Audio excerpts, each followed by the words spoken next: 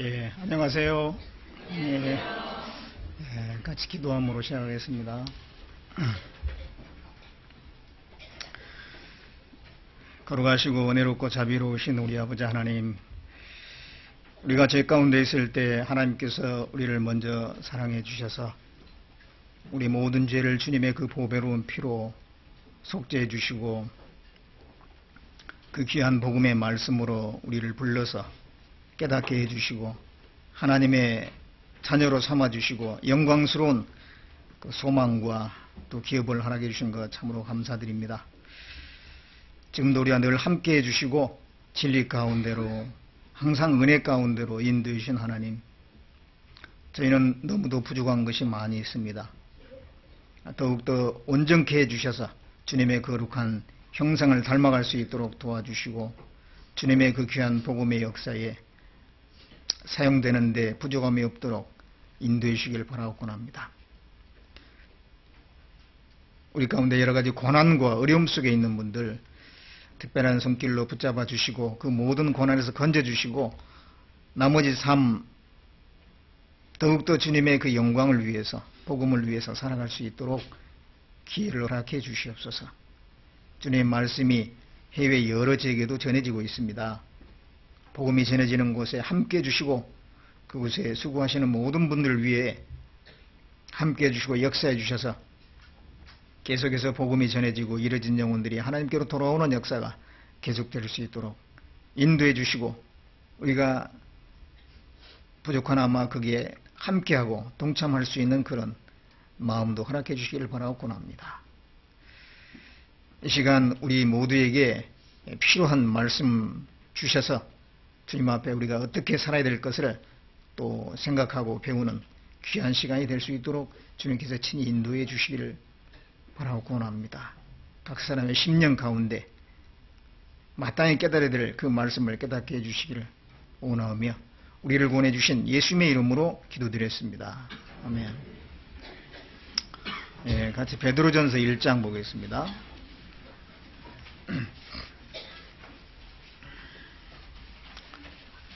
베드로전서 1장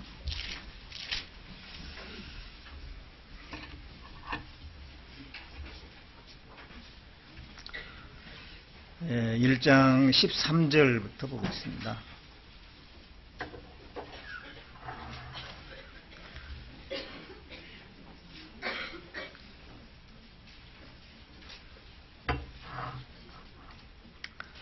예, 13절부터 17절까지 같이 읽어보도록 하겠습니다. 그러므로 너희 마음의 허리를 동이고 근신하여 예수 그리스도에 나타나실 때에 너희에게 가져올 은혜를 온전히 바랄지어다. 너희가 순종하는 자식처럼 이전 알지 못할 때 줬던 너희 사역을 범삼지 말고 오직 너희를 부르신 거룩한 자처럼 너희도 모든 행실에 거룩한 자가 되라. 기록하였으되 내가 거룩하니 너희도 거룩할지어다 하셨느니라. 외모로 보시지 않고 각 사람의 행위대로 판단하신 자를 너희가 아버지라 부른즉 너희의 나그네로 있을 때를 두려움으로 지내라. 또 오랜만에 우리 서울 중랑교회 형제자매님들 앞에 인사를 드리게 됐습니다. 이렇게 리모델링 하기 전에 왔었는데 그때에 비해서 상당히 숫자도 많이 불고 또 분위기도 더 활발해 보입니다. 하나님께서 항상 우리 가운데 함께 하심으로 점점 창대하게 하신 것을 볼 때 감사를 드립니다.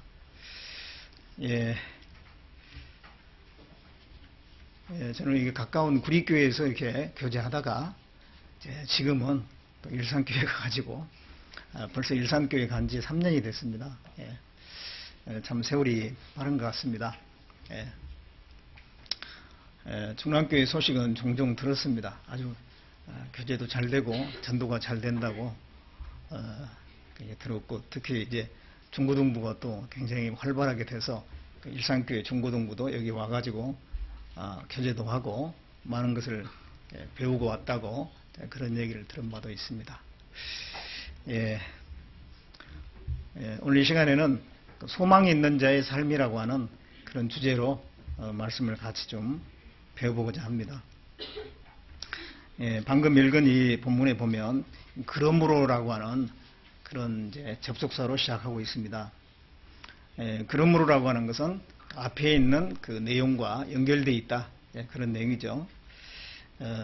베드로전서 1장의 그 앞에 내용을 보면 예수님의 죽으심과 부활하심으로 말미암아 거듭나게 해서 산 소망 또 영원한 그 기업을 우리에게 주셨다라고 말씀을 하고 있습니다.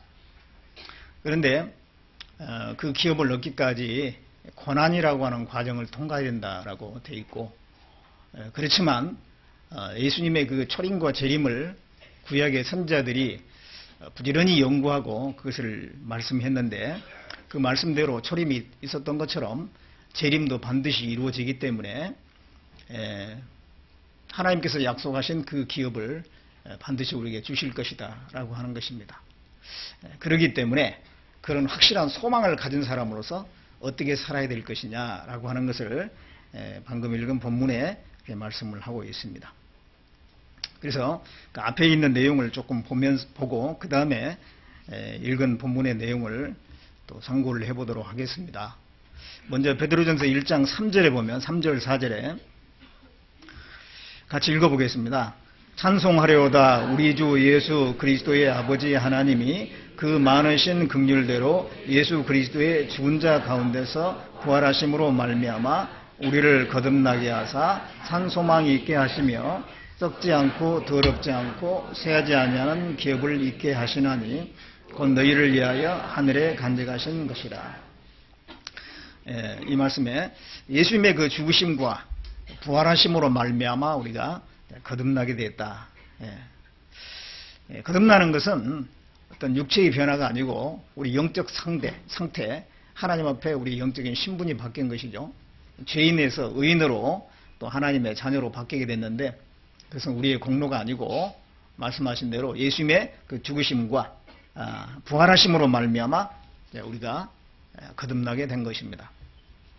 그래서 이제 산 소망이 있게 하셨다. 그리고 썩지 않고 더럽지 않고 쇠하지 아니하는 그 기업을 있게 하셨다라고 했습니다. 산 소망 반대로 하면 죽은 소망이죠. 죽은 소망. 산 소망이 있고 죽은 소망이 있습니다. 이게 죽은 소망이라고 하는 것은 언젠가 끝나는 거. 산 소망이라고 하는 것은 끝나지 않고 영원한 소망이 이제 산 소망이죠. 아파트가 없다, 자기 집이 없다. 그런 분들은 집 마련을 위해서 내 집 마련이라고 하죠. 내 집 마련의 그 꿈을 가지고 쓰고 싶은 것도 안 쓰고 열심히 돈을 이렇게 모으는 경우가 있죠. 그 사람은 나중에 그 소망이, 희망이 이루어질 수가 있습니다. 정말 내 집 마련이 될 수가 있지만은, 근데 그것이 영원한 것은 아니잖아요. 언젠가는 또 뭐 형편이 안 좋으면은 그 집을 다른 사람의 명의로 바꿔야 될 날이 올 수도 있습니다. 또는 그렇지 않는다 할지라도 거기서 영원히 사는 건 아니거든요. 그래서 그 내 집 마련의 그 꿈을 가지고 그 소망을 가지고 이뤄보려고 하는 그러한 소망은 어떻게 보면 죽은 소망이라고 할 수 있을 겁니다. 영원한 것은 아니니까. 그리고 또 이 고시 합격을 하면 내 앞으로 이제 모든 미래가 잘 풀릴 거다. 그래서 고시 공부를 열심히 그 합격에 대한 소망을 가지고 하는 경우가 있죠. 남들 놀고 싶을 때, 놀 때 자기가 놀지 않고 머리 싸매고 그 공부를 합니다. 그 소망을 이루기 위해서. 정말 그 소망이 이루어질 수가 있습니다. 그렇지만은 그 고시 공부를 해서 어떤 뭐 판검사가 된다든가 고위직에 올라간다든가 그것이 항상 있는 건 아니잖아요. 언젠간 거기서 물러날 때가 있고 그 합격의 기쁨이 언젠가는 사라질 때가 있는 거예요.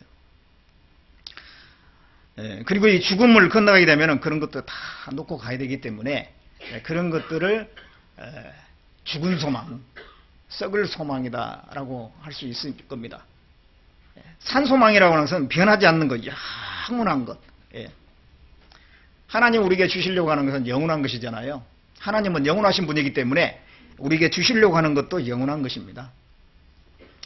그래서 썩지 않고 더럽지 않고 쇠하지 않은 기업을 있게 하시나니 곧 너희를 위하여 하늘에 간직하신 것이라.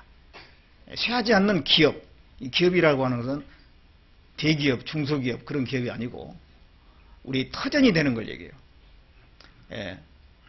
우리의 진정한 소유가 되는 것, 그게 기업인데 우리에게 영원한 소유를 주신다는 겁니다.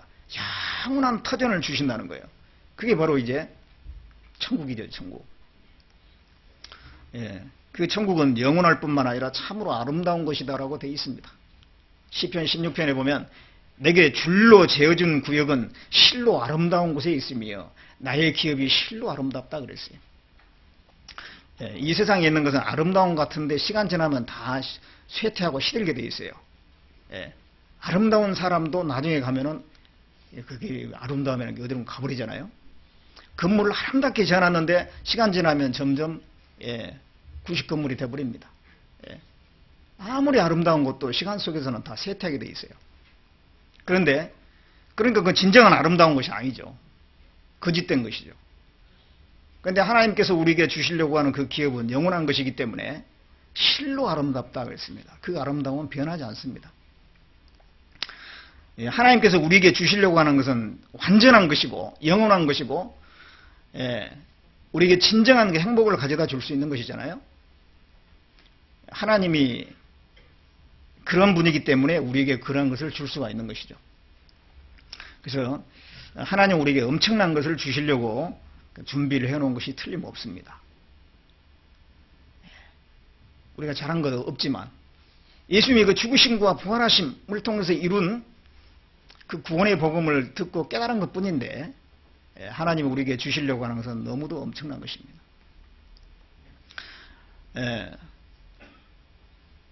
그런데 그것을 얻기까지 과정 속에 고난이라고 하는 것을 통과해야 된다고 말씀하고 있어요. 당장 주어진 게 아니라 이제 그걸 얻기까지 고난이라는 과정을 통과한 뒤에 그걸 주신다라고 말씀을 하고 있습니다. 그래서 6절에 보면은 6절에 그러므로 너희가 이제 여러 가지 시험을 인하여 잠깐 근심하게 되지 않을 수 없었으나 오히려 크게 기뻐하도다. 너희 믿음의 시련이 불로 연단하여도 없어질 금보다 더 귀하여 예수 그리스도에 나타나실 때 칭찬과 영광과 존귀를 얻게 하려 함이라. 그 기업을 주셨지만은 현재는 여러 가지 시험을 인하여 근심할 수도 있고 또 믿음의 그 시련이라는 건 그게 호락호락한 게 아니잖아요. 그 믿음의 시련이라는 게 있다는 것입니다. 우리가 뭔가 부족하기 때문에 또 변화돼야 될 그런 부분이 있고 영광을 얻기에 합당한 사람이 되도록 하기 위해서 하나님이 거치게 하는 과정이 분명히 있는 것입니다. 그래서 하나님이 우리에게 기업을 주시는데 그 전에 이 고난이라는 과정을 통과해야 된다. 그런 다음에 주신다. 이것이 성경에 흐르고 있는 하나의 철칙입니다. 우리의 믿음의 조상이 이제 아브라함인데 아브라함에게도 그런 동일한 과정에 대해서 설명해 주신 적이 있어요. 그 창세기 15장 한번 보겠습니다.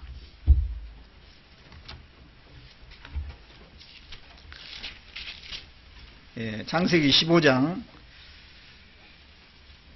6절 보겠습니다.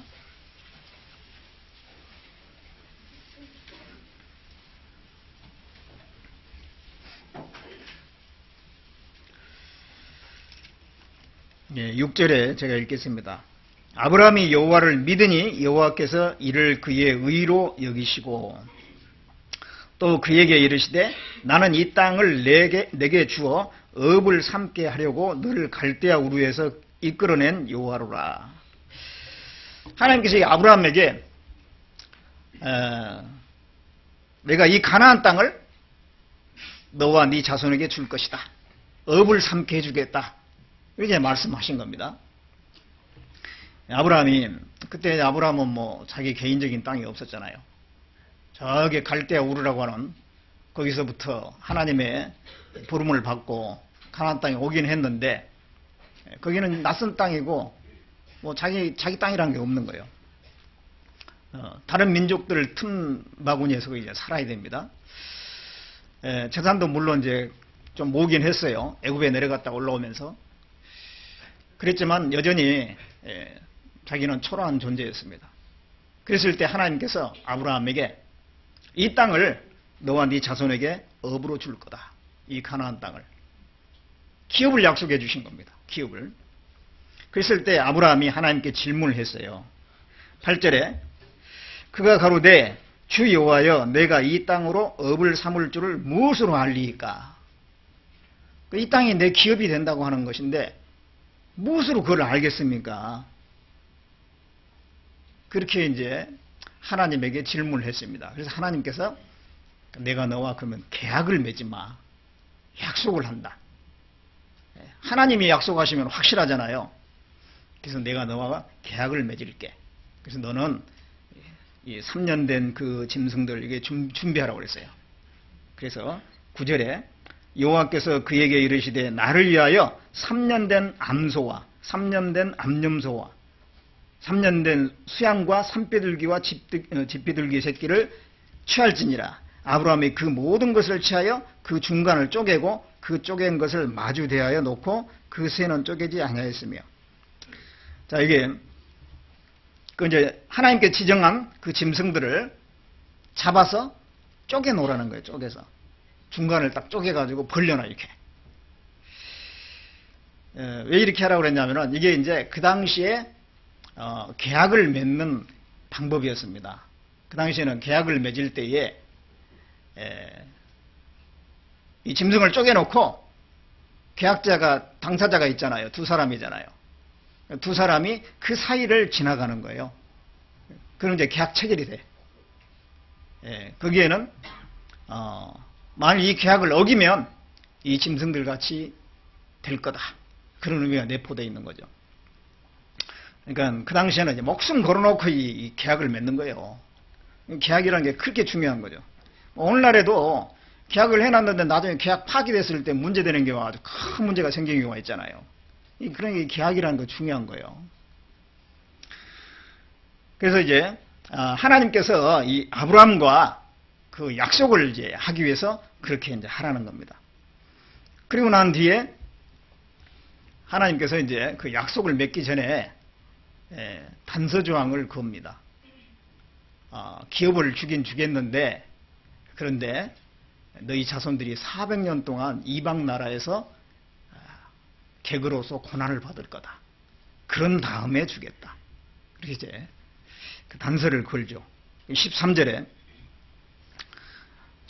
여호와께서 아브라함에게 이르시되 너는 정령이 알라 내 자손이 이방에서 객이 되어 그들을 섬기겠고 그들은 400년 동안 내 자손을 괴롭게 하리니 그 섬기는 나라를 내가 징치할지며 그 후에 내 자손이 큰 재물을 이끌고 나오리라.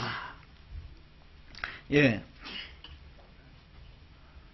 내 자손이 이방에서 객이 되어 그들을 섬기겠고 정말 그렇게 됐죠. 예. 그 애굽 땅에 내려가서 거기서 살다가 나도 400년간 종사를 하게 되지 않습니까?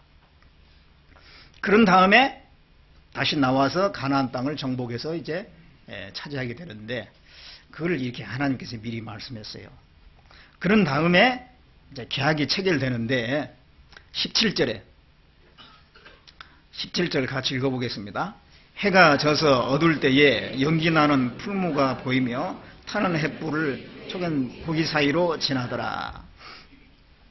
이제 해가 이제 지려고 이제 져서 이제 어두운데 연기 나는 풀무는 이제 빨갛겠죠. 풀무라고 하는 것은 그 새를 달굴 수 있는 이 대장간 같은 데 보면 이 새를 녹일 수 있는 불이 있잖아요. 그걸 갖다 풀무불이라고 그래요. 그러니까 아주 뜨거운 아주 빨간 그런 이제 불입니다. 연기 나는, 연기까지 함께 나는 그 풀무가 보였습니다. 그 풀무가 이제 보이고, 그 다음에 횃불이, 쪼갠 고기 사이로 지나갔어요. 이게 이제 하나님의 모습입니다. 하나님이 이제 그렇게 나타나신 거죠. 그래서 이제 계약이 체결이 됐어요. 예. 이거는 이제, 이걸 통해서 하나님이 설명하려고 하는 것은 무엇인가?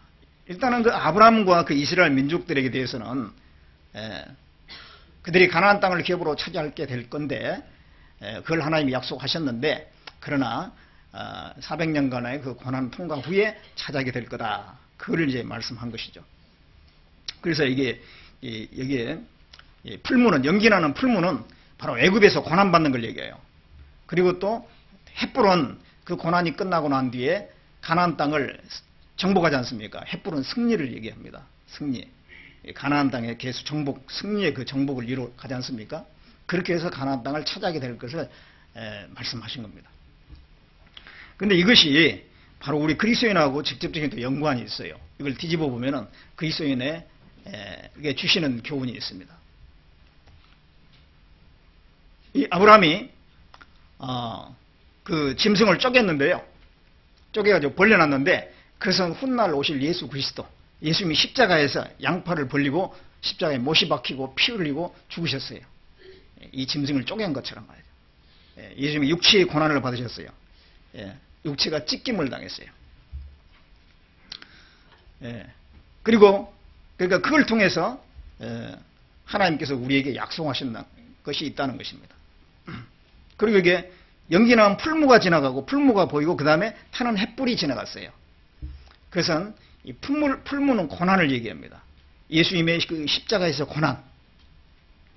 그 다음에 십자가 고난 받아서 죽으셨는데 그걸로 끝난 줄 알았더니 그게 아니잖아요. 3일 만에 아주 영광스러운 승리의 그 부활을 하셨잖아요. 그 횃불이 그걸 의미합니다. 예수님의 그 죽으심과 부활하심을 통해서 하나님께서 우리에게 약속하신다는 것입니다. 뭘 약속하냐면 기업을 약속하셔요. 그 영원한 기업, 천국의 그 기업을 주시기로 약속하셨습니다. 그 내용이 바로 조금 전에 읽었던 베드로전서 1장 3절에 예수 그리스도의 죽은 자 가운데 부활하심으로 말미암아 우리를 거듭나게 하셨다. 그 말씀입니다.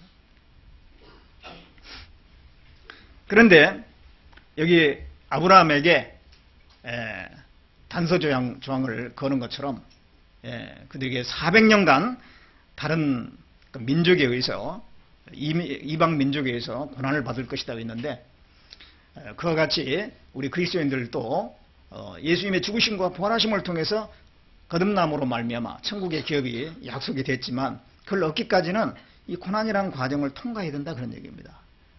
이스라엘 민족들이 애굽에 내려가서 고난을 받았던 것처럼 애굽은 세상의 그림자예요. 우리 그리스도인들은 이 세상에 살면서 우리의 그 신분은 하늘나라의 백성이잖아요. 하나님의 자녀잖아요. 그렇지만 이 세상에 일정 기간 살아야 돼요. 그런 가운데 이 세상에서 고난을 받아야 된다는 것입니다. 그 고난을 통과한 뒤에 그 다음에 우리에게 영광스러운 천국의 기업이 주어지게 된다는 것입니다. 그래서 우리 그리스도인들은 구원받고 난 뒤에 반드시 고난의 과정을 통과해야 돼요. 그런 게 피할 수 없는 길이에요. 피할 수 없는 길이에요. 성경이 전체적으로 그렇게 얘기를 하고 있습니다. 사도행전 14장 보겠습니다. 사도행전 14장 22절.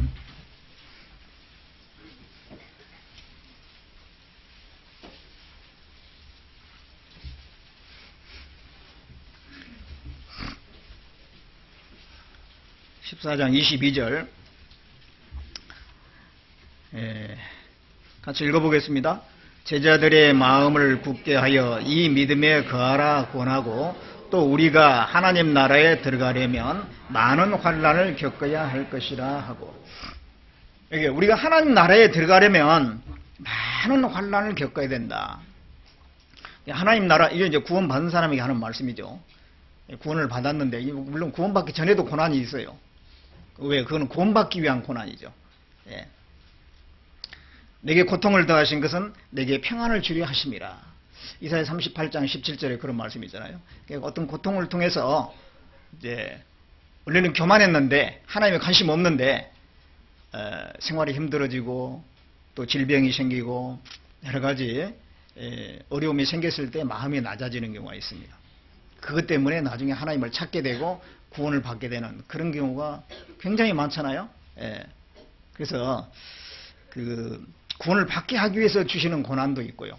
그 다음에 구원받은 이후에 또 겪어야 될 고난, 환난이 있다는 것입니다. 그래서 여기 하나님 나라에 들어가려면 많은 환난을 겪어야 할 것이다. 쉽게 쉽게 있다가 천국 가는 게 아니라는 겁니다. 반드시 그 환난이란 것, 고난이란 것을 겪어야 된다라고 말씀하고 있는 겁니다. 그래서 하나님이 우리를 인도해 가시는 그 과정을 보면 반드시 고난을 겪는 과정으로 분명히 인도하신다는 거예요. 왜 그러시느냐? 우리가 그 이유를 또 알 필요도 있잖아요. 이왕이면 좀 편하게 있다가 천국 가면 좋을 텐데 꼭 이 고난이라는 과정을 겪어야 될 이유는 또 뭔가? 그걸 잠깐 생각해 보면 육신이 있기 때문에요. 속에 이 죄의 기질이 있어서. 하나님 우리에게 순종을 가르치려고 하는데 말씀만 가지고 순종해라, 순종해라, 순종이 되면 얼마나 좋겠어요. 근데 잘 안 되거든, 그게. 죄의 기질이 있어가지고 내 마음대로 하고 싶은 생각이 있어요. 교만한 마음도 있습니다. 그래서 자기 마음대로, 자기 뜻대로 하고자 하는 그런 생각들이 있거든요. 사람의 생각이 다양하지 않습니까? 그걸 하나로 모아야 되는데 모으려면 순종해야지 모아지는 건데 각자 다른 생각을 가지고 있으니 어떻게 모아지겠어요? 하나가 안 되죠. 그러니까 그런 것들을 낮추기 위해서, 그래서 순종하게끔 하기 위해서는 고난이라는 게 필요한 거예요. 예. 어린 아이들을 보면은요, 아이들을 키울 때 말로 해가지고 잘 듣는 그런 경우 없죠? 반드시 매를 들어야 되고, 반드시 벌을 줘야 되고, 그거 안 된다는 것을 가르치기 위해서는 아픔이라는 걸 주어야 되고, 그랬을 때 나중에 그걸 그 가운데서 하나하나 배우면서 이제 순종을 배우고 올바른 길로 가는 길을 배우지 않습니까? 그러니까 우리에게 육신이 있어요. 이게 곱게 이렇게 키우면 안 돼요, 이게. 예. 예. 이 종을 어렸을 때부터 곱게 양육하면 나중에 자식인 채 한다고 그러잖아요. 자기 분수를 모르고. 그런 것처럼 우리는 하나님의 그 자녀로서 또 그 이전은 피조물로서 마땅히 그 하나님께 순종해야 될 위치에 있는데 왜 안 한다니까요. 그러니까 하나님께서 순종을 가르치기 위해서 고난을 받게 해야 돼요. 예수님께서도 받으신 고난으로 순종함을 배웠다. 그런 표현이 있지 않습니까? 예. 그리고 또 우리를 겸손케 하기 위해서는 이 고난이라고 하는 과정이 꼭 필요한 거예요. 구원을 받아도 마음은 이 교만한 게 많이 있어요. 예. 내가 스스로 할 수 있다. 어떤 일이 있으면 하나님께 바로 맡기고 하나님께 의뢰하기보다도 내 계산으로 생각해보고 헤아려보고 그런 경우 많지 않습니까? 그렇게 하다 스스로 해보다가 나중에 실패하고 넘어지고 그러면서 아이고 그때서 이제 하나님 찾게 되고 맡기라고 하는데 도대체 맡기는 것이 뭔지 잘 몰라요. 처음에 구원받으니. 자기가 뭘 할 수 있을 것 같거든. 이 마음에 교만한 것이 있어요. 그걸 겸손하게끔 낮추려면 이 고난이 필요합니다. 여러분 고난을 받는 가운데 안 된다는 것을 알면서 하나님이 점점 더 커 보이고 하나님께 맡기는 것이 되는 거죠. 그래서 우리를 낮추는데 반드시 고난이 필요해요. 생각하는 대로 잘 되면요, 뭐든지 잘 풀리면요, 절대 낮아지지 않습니다. 예. 시험을 볼 때마다 합격한다. 그러면 그 사람은 나중에 진짜 교만이 머리 꼭대기까지 올라가 버려요. 예. 근데 시험에 자꾸 실패하면요, 이 마음이 낮아집니다. 예. 그래서 나중에 어떻게 하다 합격하면 진짜 감사하게 돼요, 이제 그때는. 근데 처음부터 자기는 뭐 시험에 실패해 본 적이 없다 그러면은 나중에 시험 합격한 것에 대해서 당연한 것이고 내가 원래 이렇게 자기가 스스로 잘한 게 있다라고 생각 때문에 감사가 없죠. 그래서 그런 이 교만한 마음을 낮추기 위해서는 그래서 겸손하게 만들기 위해서 이 고난이라는 과정이 꼭 필요한 거예요. 그리스도인들은 겸손해야지 끝까지 믿음을 지킵니다. 끝까지 믿음을 지키는 것은 겸손이에요. 겸손. 가장 이렇게 하나님께서 좋아하시는 게 겸손이잖아요. 가장 싫어하는 게 교만이고.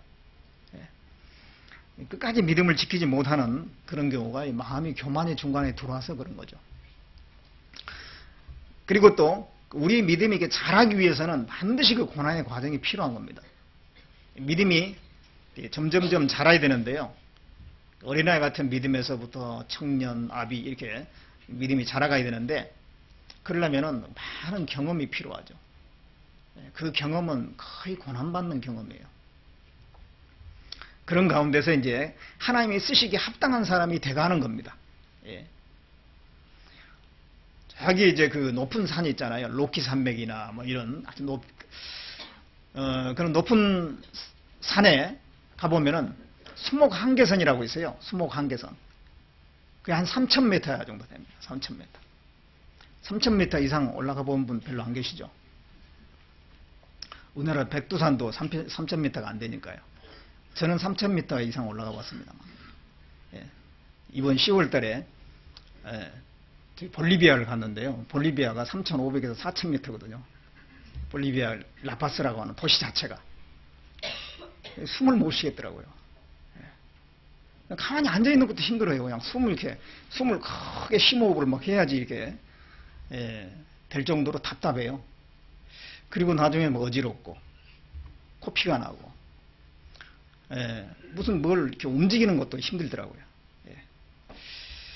하여튼 그래서 근데 그 3,000m가 이제 3,000m 이하는 그런 대로 괜찮은데 3,000m만 넘으면은 사람이 그렇게 힘들어진다고 합니다. 근데 나무들도 그래요. 나무들도요. 그래서 3,000m가 수목 한계선이에요.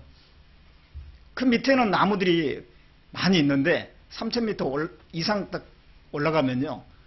볼리비아 이렇게 보니까요. 산들이 거의 민둥산이에요. 시커멓게 그냥 흙만 있고 이 나무들이 별로 없어요. 그 높은 지역이라.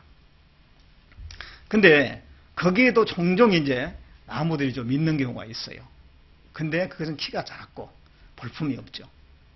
근데 그 수목 한계선에서 자라는 나무들이 그래서 너무 혹독하기 때문에 너무 춥기도 하고 공기도 없고 그러니까는 환경이 너무 혹독하니까 제대로 성장을 못하고 성장하다가 밑으로 그냥 꼬꾸라져 버려요. 그래서 이 무릎 꿇는 사람의 모양처럼 그렇게 나무가 이렇게 뒤틀려 있고 구불구불합니다. 그런데 이상하게도 그 나무를 가지고 바이올린을 만들면 공명이 굉장히 잘 되는 훌륭한 그 바이올린이 만들어진다고 그래요. 그 어떤 그 혹독한 환경 속에서 뭔가가 형성이 된 것 같습니다. 거기서 우리가 교훈을 받을 수가 있는데 사람도 혹독한 환경에서 훈련을 받은 사람, 그래서 믿음이 단련된 사람은 하나님 앞에 귀하게 사용될 수가 있다는 것이죠. 모세 같은 경우도 모세는 아주 처음에 아주 열정이 대단한 사람이잖아요. 그 의욕에 그냥 얼마나 그냥 충천했는지 몰라요. 자기가 이스라엘 민족을 건져내겠다라고 하는 그런 하나님이 나를 쓰실 거다 그런 확신 속에서 그랬지만 출발했지만은 결국은 사람을 죽이고 결국은 이제 저기 광야로 도망가서 40년간 양치기 생활을 하게 됐는데 하나님이 40년 동안 그를 그 어려운 환경에서 낮췄잖아요. 그런 다음에 80이 됐을 때 이제 하나님께서 일꾼으로 이제 불렀죠. 40년이 바로 그 혹독한 환경에서 믿음이 실현받는 성장하는 그런 시간이었죠. 다윗도 기름 부음 받자마자 왕이 된 게 아니고 사울에게 쫓기면서 10년 정도를 생명의 위협 속에서 늘 참 어려운 생활, 힘든 생활을 견뎌냈습니다. 그런 가운데 왕이 됐기 때문에 교만하지 않고 끝까지 그래도 믿음을 지켰습니다. 물론 그 삶 속에 큰 죄를 지은 적도 있지만 그러나 금방 돌이켰고 그리고 끝까지 믿음을 지킬 수가 있었던 것은 그가 그 훈련된 믿음을 가지고 있었기 때문에 그런 겁니다.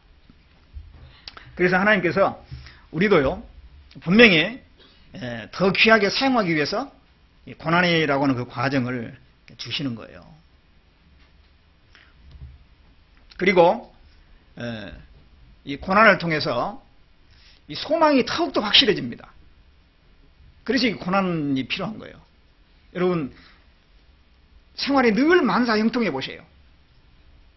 어려운 게 없고 항상 뭐 행복하고 웃고 기쁘고 그냥 염려거리가 하나도 없다.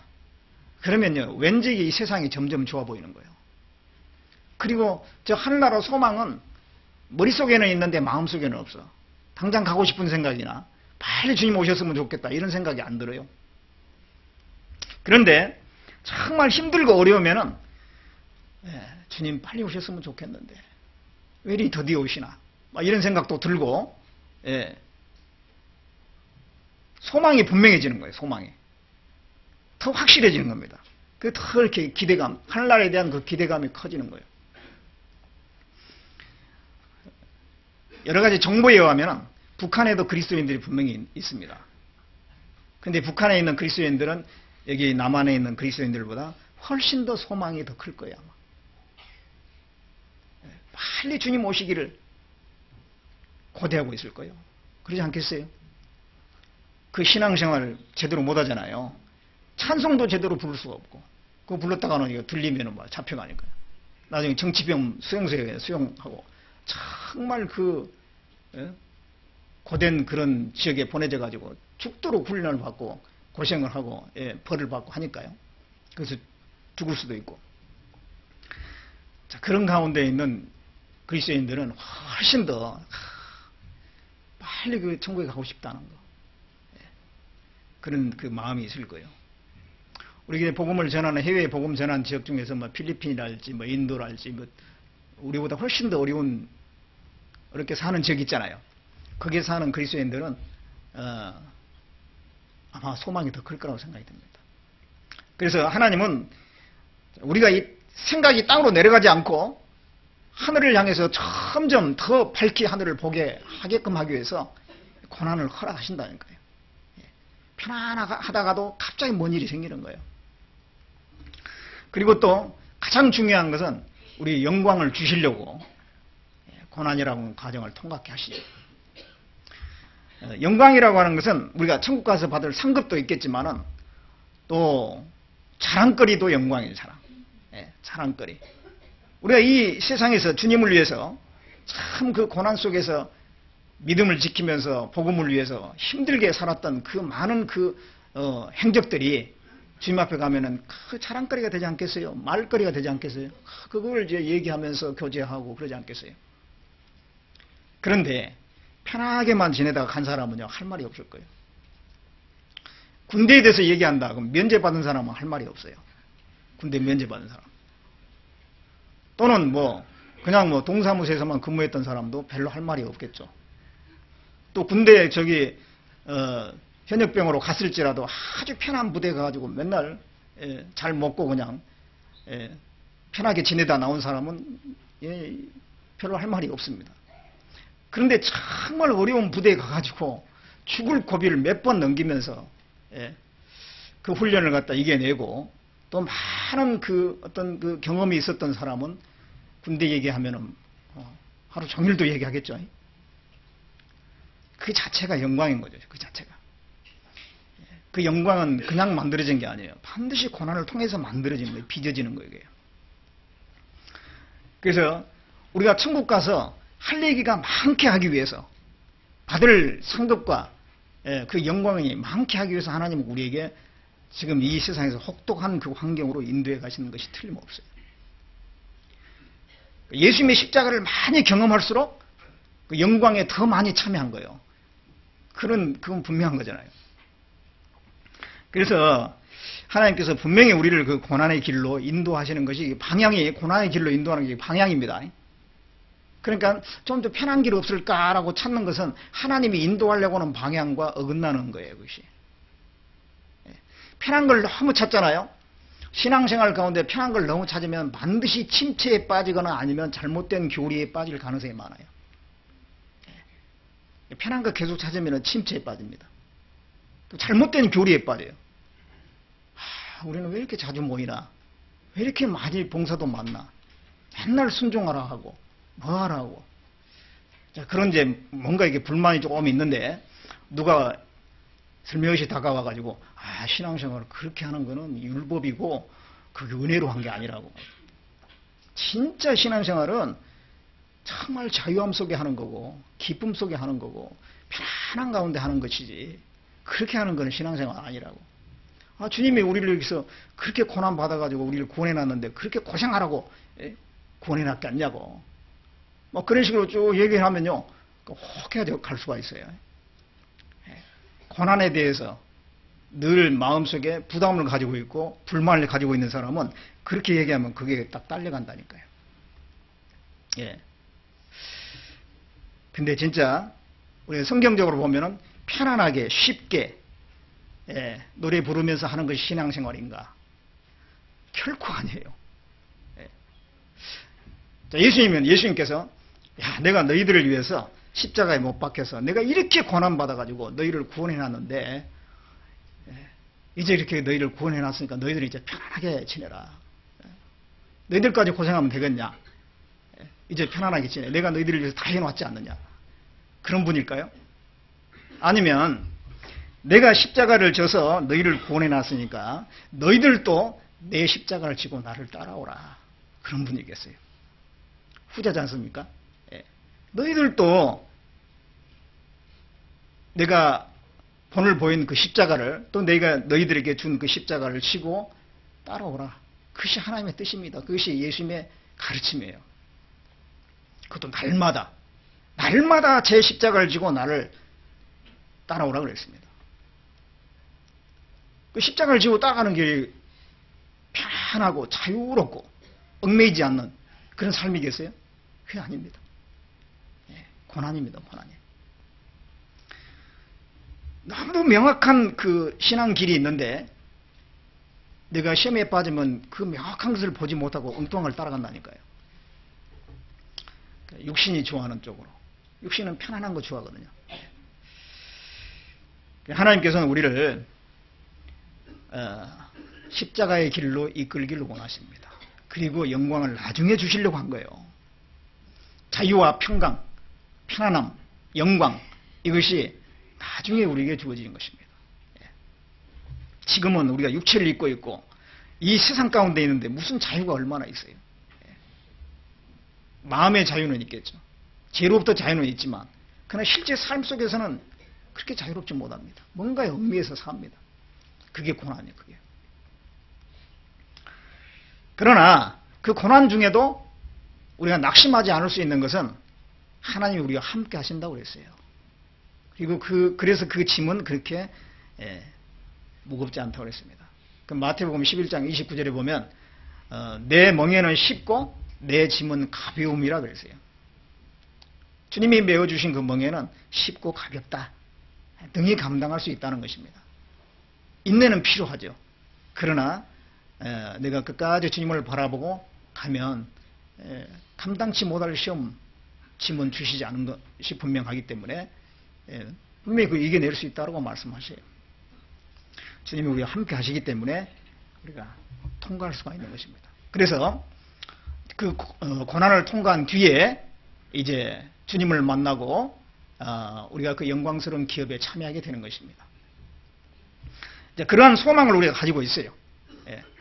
현재는 고난이 있지만 그러나 주님께서 재림하실 것이고 그 주님 앞에 우리는 서야 되고 그 다음에 우리에게 주어질 영광은 너무도 놀라운 것입니다. 그러한 소망을 가지고 우리는 살아가는 것입니다. 그럼 그 소망을 가진 사람으로서 이제 어떻게 살아야 될 것인가 라고 하는 것을 세 가지를 말씀하고 있는데 베드로전서 1장 다시 봅니다.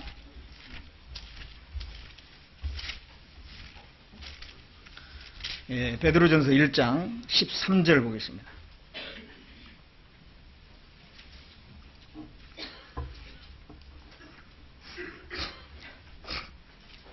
13절 같이 다시 한번 읽어보겠습니다. 그러므로 너희 마음의 허리를 동이고 근신하여 예수 그리스도에 나타나실 때에 너희에게 가져올 은혜를 온전히 바랄지어다. 자, 소망을 가진 사람으로서 첫 번째는 예수님이 나타나실 때, 재림할 때를 얘기합니다. 재림하실 때에 가져올 은혜를 온전히 바라라. 이게 첫 번째예요. 먼저 이제 마음의 허리를 동이고 근신하여, 이것은 이제 깨어 있어야 된다. 주님의 재림은 확실하니까 선지자들이 이제 영구에서 말한 것처럼 예수님의 그 재림은 확실하다는 거예요. 그러니까 마음의 허리를 동이고, 이건 정신 차리고 있는 겁니다. 근신하여, 그래서 이제 삼가하고 조심하는, 풀어져 있지 않고 뭔가 이 정신을 차리고 있는 상태입니다.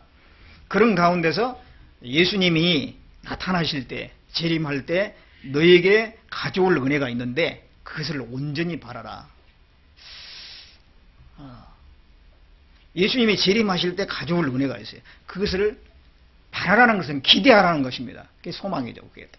예. 그것을 기대하라. 예.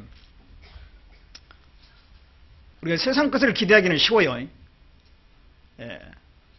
앞으로 뭐 어디를 간다, 어디 여행을 간다, 또 뭐 맛있는 거 뭘 먹는다, 또 가족과 함께 무슨 어떤 계획이 있다, 이런 것들, 예, 그런 것에 대한 기대, 그때 얼마 좋을까. 그런데 그게 아니라 정말 예수님이 재림하실 때 가져올 은혜, 그걸 우리가 생각해보고 그것에 대한 기대를 가지고 그를 바라볼 수 있어야 되거든요. 주님은 우리에게 엄청난 것을 준비해가지고 오려고 하는데 별로 그걸 기대하지 않으면 되겠어요? 아빠가 아이한테 선물, 저녁에 네가 정말 그 사달라는 거 있잖아, 내가 사가지고 갈게. 그렇게 하면은 그 아이는 어때요? 그 학수고대하겠죠. 아빠가 늦게 오더라도 잠도 안 자고 기다릴 거예요. 그거 받아보려고. 그런 것처럼 주님이 우리가 다시 오실 때 그 엄청난 그 은혜를 가지고 오려고 하는데 정작 그리스도인들은 그에 대한 기대가 없고 이 땅의 것을 바라보고 그것만 이루려고 하고 있으면 되겠어요? 이 말씀을 생각해 볼수록 이 말씀은 참 중요한 말씀 같아요. 주님이 오실 때에 가져올 은혜가 있어요. 그것을 기대하는데 그냥 기대하라고 안 돼 있죠. 온전히 기대하라고 해서 온전히. 그럼 그것만 바라보라 그런 얘기잖아요. 온전히 바랄지라. 그것만이 진정한 하나님이 주시려고 하는 진정한 것이고 이 땅의 것은 언젠가 사라지는 거니까요. 그러니까 그걸 바라보라는 것입니다. 예수님이 재림하실 때 우리에게 주실 은혜가 뭘까요? 몇 가지가 있을까요? 여러 가지가 있습니다. 그걸 우리가 좀 생각을 해볼 필요가 있어요. 이럴 때 묵상이라는 게 필요하죠. 예수님이 재림하실 때 우리에게 가져올 은혜가 있는데 그것을 온전히 바라라고 했는데 그것이 뭔가는 여기 안 나와 있어요. 이럴 때는 이제 생각이 필요하죠. 주님이 재림하실 때 뭘 가져올까? 저는 이제 몇 가지를 생각해 봤습니다. 첫째는 뭐냐면 우리가 예수님의 얼굴을 본다는 거. 그것이 첫 번째라고 생각해요. 예수님이 재림하실 때 가져올 은혜 중에 첫 번째는 우리가 그 얼굴을 처음으로 보는 거예요. 지금까지 우리가 기도도 하고 말씀도 읽고 그렇게 했지만 항상 예수님에 대한 것은 막연해요. 가끔 무슨 세마포에 찍힌 예수님의 얼굴 해가지고 가끔 그런 것도 이제 있었지 않습니까? 그거 보면은 비슷한 것 같은데 또 그건 뭐 가짜다 그런 또 가짜로 밝혀지고 하는 그런 일들이 있었습니다. 또 누가 뭐 가다가 사진을 찍었는데 그게 예수님의 얼굴이 찍혔다 해가지고 그런 게 있죠. 검은 거하고 흰 거하고 이렇게 막 이게 조합이 돼가지고 자세히 보면 그 안에 정말 예수님의 얼굴이 있는 것 같은데 그것도 무슨 영화배우 얼굴 같고. 그래서 예수님의 얼굴에 대해서는 감춰져 있습니다. 제자들도 예수님의 얼굴을 보긴 했죠. 제자들은. 그러나 부활하신 이후에 그 예수님의 그 얼굴, 영광스러운 재림의 얼굴은 그들도 보지 못했죠. 그 예수님의 얼굴은 언제 보느냐? 재림할 때 보는 겁니다. 그래서 우리가 이제는 거울로 보는 것 침이 하나 그때는 얼굴과 얼굴을 대하여 볼 것이다 그랬어요. 고린도전서 13장에. 그때가 재림하실 때예요. 그 얼굴을 보기 전까지는 좀 막연합니다. 예수님에 대해서 막연해요. 그 얼굴을 보게 될 때 우리는 놀랍게 될 거라고 생각이 들어요. 그리고 정말 그게 고대하는 것일 거라고. 왜냐하면 우리는 신부잖아요. 예수님은 신랑입니다. 예수님과 우리와의 관계를 이삭과 리브가의 관계로 한번 생각을 해보죠. 그 이제 아브라함이 아들 이삭을 결혼을 시키려고 그 며느리감을 골리기 위해서 그 이제 종을 보냈지 않습니까? 하란으로 보냈어요. 그래가지고 종이 가가지고 이제 오랜 시간 걸어서 이제 가서 거기 이제 라반의 집에 가서 그 라반과 리브가와 여러 가족들에게 아브라함에 대해서 이삭에 대해서 소개를 했어요. 그 말을 듣고 리브가는 가겠다고 그랬어요. 그래가지고 이제 종과 함께 아브라함의 종과 함께 출발을 했습니다. 출발을 해서 이제 가나안 땅을 향해서 가는 거예요. 한 번도 얼굴도 본 적이 없는 그 이삭의 아내가 되겠다고 출발을 했습니다. 그럼 출발해가지고 또 오랜 시간 걸어서 며칠을 걸어가지고 이제 가나안 땅에 도착을 하게 되는데 그 걸어가는 동안에 이삭이 리브가가 정말 궁금한 것이 뭘까요? 도대체 이삭은 어떻게 생겼을까? 그게 제일 궁금하지 않겠어요? 도대체 어떻게 생겼냐? 예? 내내 그 생각하고 갔을 거예요. 예. 그 얼굴을 보기까지. 들은 거는 많이 있죠. 종에게 들은 거는 많이 있는데 중요한 건 그 얼굴이에요.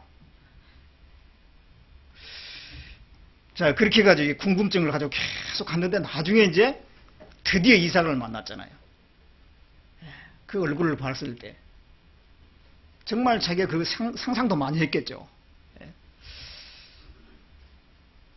이삭은 아마 잘생겼을 거라고 생각이 듭니다.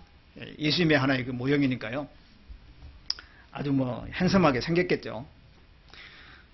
아마 리브가가 이삭을 굉장히 보자마자 정말 좋아했을 거라고 생각이 듭니다. 우리와 주님과의 관계를 생각하면 우리도 궁금하잖아요. 예수님이 도대체 어떻게 생겼나? 재림할 때 그 모습. 데살로니가 후서 1장에 보면 모든 성도들에 의해서 예수님이 기이 여김을 받는다고 되어 있어요. 재림하실 때. 그래서 우리는 그 고대하던 그 예수님의 얼굴을 그날 보게 된 것입니다. 그게 첫 번째 은혜죠. 뿐만 아니라 자, 예수님의 얼굴을 볼 때 예수님은 정말 신령하시고 완전하시잖아요. 근데 우리도 그만큼 바뀌는 거죠. 우리도. 예수님만 그런 게 아니라 우리도 그렇게 바뀌어요. 우리 몸이 바뀌는 것도 예수님이 재림하실 때 가져올 은혜입니다. 우리 몸이 전혀 다른 몸으로 바뀌는 거예요. 만물을 자기에게 복종케 하실 수 있는 자의 역사로 우리 낮은 몸을 자기 영광의 몸의 형체와 같이 변케 하리라. 예. 우리 현재 몸은 뭔가 불완전하잖아요. 피곤하기도 하고 오래 걸으면은 다리가 아파서 걷지 못하죠. 제한적인 몸이에요. 어떤 일을 갖다가 무한정을 할 수는 없어요. 쉬어줘야 돼. 밤에 잠을 또 자줘야 되고. 예. 그리고 나이가 들면 점점 기능이 떨어지고요. 예. 젊었을 때는 몸에 대해서 자신감도 있죠. 근데 이제 뭐 40이 지나고 50이 지나고 그러면 점점 이 몸에 대해서 자신감이 없어져요. 그리고 이 마음이 연약해지는 겁니다. 그게 낮아질 수밖에 없죠. 그리고 나중에는 이제 몸이 이제 짐덩어리는 거예요. 여기저기 아프면 정말 한 군데 고치고 나면 또 한 군데가 아프고 나중에 점점 약봉지가 많아져요. 연세 드신 분들 보면은 그 상에 말이죠. 약봉지가 잔뜩 있어. 한 상자는 갖다 놓고 계셔. 틈나는 대로 드셔. 몸이 안 좋으니까. 예. 근데 이제 주님 오시면은 그 몸이 완전한 몸으로 바뀐다는 것입니다. 그러면 정말 말할 수 없이 큰 기쁨이 있을 겁니다. 예. 육체를 입고 있는 동안엔 자유함이 없어요. 진정한 자유가 없는 거예요. 육체를 입고 있는 동안.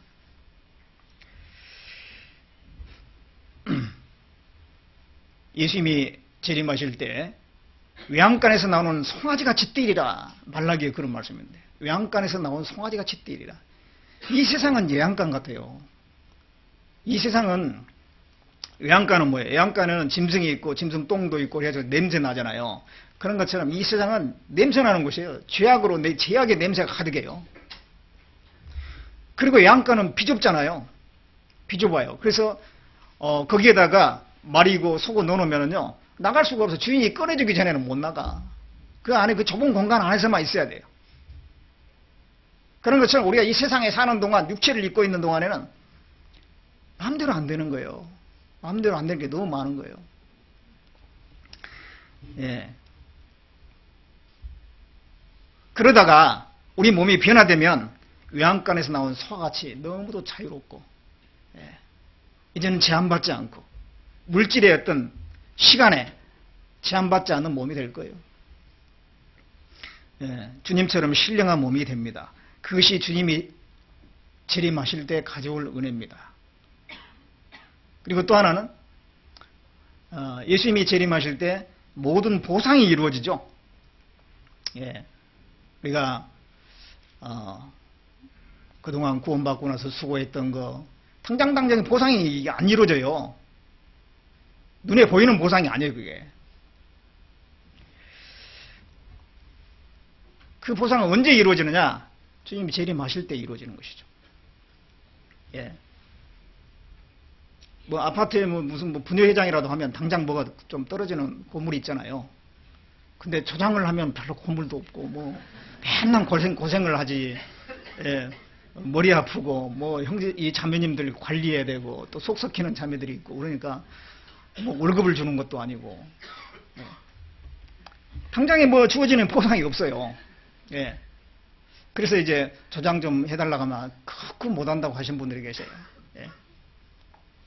당장 보상이 주어지면 아마 금방 하신다고 경쟁률이 막 상당히 치열할 거라고 생각이 드는데 예, 그게 아니거든요. 예. 그런데 예, 주님이 지금 당장 보상은 안 해주지만 나중에 반드시 해주시고 그것도 엄청난 보상을 해주신 거예요. 그게 틀림없습니다. 그걸 어떻게 알 수 있냐면요. 누가복음 19장에 보면 문화비유가 나와요. 문화비유 아시죠? 10명의 종들에게 그 문화를 하나씩 주고 장사를 하라고 합니다. 그래가지고 이제 그 한 문화 가지고 10문화 남긴 사람도 있고 5문화 남긴 사람도 있고 하는데 10문화 남긴 사람에게 10고울을 줘요. 5문화 남긴 사람은 5고울을 줘요. 그 문화를 주고 장사를 하라. 이것은 예수님과 우리와의 관계죠. 예수님께서 이제 재림하시기까지 이 땅에서 우리에게 주신 게 있어요. 그거 가지고 장사하라. 신앙생활을 하는 것입니다. 거기에 대해서 보상을 해준다는 거예요. 그런데 한 문화를 남겼는데 한 문화에 대해서 한 고울을 주는 겁니다. 10문화 남긴 사람에게 10고울 줬으니까 한 문화 남긴 것에 대해서 한 고울을 준다는 거예요. 그럼 한 문화가 얼마냐? 한 문화는 100데나리온입니다. 한 데나리온은 하루 품삯이에요. 그러니까 하루 품삯을 갖다가 10만 원으로 잡는다. 10만 원. 그러면은 한 문화는 1000만 원이 됩니다. 1000만 원. 그러니까 내가 1000만 원어치 일을 했는데 하나님은 한 도시를 주신다 이 말이에요. 중랑구에게 전체를 줘버려요. 대전이라는 도시를 하나 딱 주는 겁니다. 1000만 원. 우리나라 그래도 품삯이 꽤 높은 겁니다. 그런데 그 못 사는 나라 가보면요. 하루 품삯이 10,000원 정도밖에 안 되는 그런 데도 있어요. 하루 품삯 10,000원 잡으면요. 100만 원이에요. 100만 원. 한 문화가. 그럼 100만 원어치 일을 했는데 한 도시를 줘버리는 거예요. 그게 엄청난 거잖아요. 그러니까 하나님께서 큰 보상을 해주는 것이 틀림없어요. 큰 보상을 해주시는 거예요. 그러니까 냉수 한 그릇도 상을 잃지 않는다는 말씀이 맞는 거예요. 예. 냉수 한 그릇 대접한 것은 작은 거지만은 거기에 대한 보상은 엄청 크다는 얘기죠. 우리가 어떤 작은 일을 했는데 나중에 큰 보상을 받는 그런 경우도 세상에도 그런 예들이 좀 있습니다. 미국에서 있었던 일인데요. 한 그 노 부부가 굉장히 부자들입니다. 갑부의 그 부부예요. 그런데 어느 마을을 여행을 했어요. 근데 마침 이제 어떤 행사가 있어가지고 여관을 구해서 하룻밤 묵으려고 하는데 여관이 없는 거예요. 여관이 그 마을에 3개밖에 없는데 세 군데를 다 다녀도 방이 없어요. 다 예약이 끝났어요. 마지막 그 여관에 갔는데 그 집도 역시 그 여관도 방이 없습니다. 그런데 거기 종업원이, 남자 종업원이 그 딱한 사정을 듣고, 여관이 다 예약이 끝나가지고 방이 없습니다. 그런데 제가 기거하고 있는 조그만 방이 하나 있는데 불편하지 않으시면 거기라도 내드리겠습니다. 그랬어요. 그래가지고 그 노부부가요, 그 방에 가서 이제 하룻밤을 묵게 된 거죠. 그것마저 없었으면 그냥 거리에서 잘판이잖아요. 그래가지고 이제 자고 난 뒤에 그 종업원이 얼마나 고마워요. 그래서 정말 당신같이 친절한 사람은 처음이다고. 꼭 내가 그 보상을 해줄 거다. 기다리라. 그렇게 해놓고 이제 갔어요. 그 뒤에 한참 뒤에 초청장이 왔습니다. 뉴욕으로부터. 읽어보니까 자기 집에 왔던 노부부였어요.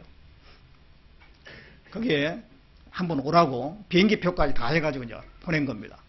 그래서 갔더니 큰 호텔을, 아스토리아라고 하는 호텔을 갖다 지어놓고 당신에게 이 호텔 경영자로 삼겠다고. 당신같이 친절한 사람, 그런 사람 내가 처음 봤고, 당신 같은 사람은 반드시 이 호텔을 잘 경영할 거다. 호텔 경영이 된 거예요. 그 종업원이 갑자기. 그 엄청나게 큰 호텔. 그 사람 이름이 볼티라고 하는 사람인데요. 작은 친절을 베풀었는데 큰 보상이 이루어졌잖아요. 하나님은 그보다 훨씬 더 큰 것으로 우리에게 주신 것이 틀림없습니다. 그래서 주님이 재림하실 때 바로 그것이 이루어진다는 거예요. 그 보상이 이루어져요. 그게 바로 예수님이 가져올 은혜입니다. 또 하나는 예수님이 오실 때 모든 게 정반대로 된다는 거예요. 반전이 이루어져요. 반전. 어떤 의미냐면, 그동안 그리스도인들은 역사 가운데 지배하고 다스리고 그런 입장이 아니었습니다. 지배받고 억눌림받고, 그리스도인 가운데 부자도 없고 문벌 좋은 자나 능한 자가 없다고 그랬어요. 핍박받고 박해받고 늘 약자 입장에 있었고 당하는 입장에 있었습니다. 그런데 예수님이 재림할 때는 정반대로 우리가 바로 지배자예요. 우리가 바로 심판자가 되는 거예요. 예. 그게 완전히 역전입니다. 역전이에요. 그 악인들을 짓밟게 됩니다. 말라기서 4장 보겠습니다.